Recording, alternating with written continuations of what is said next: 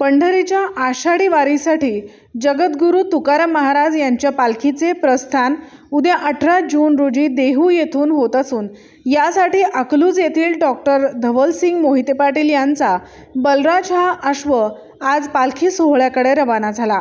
गेले 35 ते 40 वर्ष मोहिते पाटील यांचा अश्व जगद्गुरूंच्या पालखी सोहळ्यात रिंगणासाठी धावत असतो।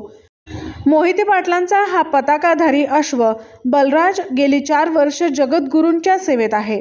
बलराज हा मारवाड जातीचा आणि सर्व शुभ लक्षण असणारा देखणा अलकब अश्व असून गेली 5 वर्ष तो जगद्गुरूंच्या पालखी सोहळ्यात रिंगणामध्ये पताकाधारी अश्व म्हणून धावत आलेला आहे। आजवर बलराजकडून कोणत्याही भाविकाला कसलीही इजा झालेली नाही। हजारोंच्या गर्दीतही शांतपणे राहणारा हा बलराज 5व्या वर्षी आता जगद्गुरूंच्या रिंगण सोहळ्यात धावणार आहे।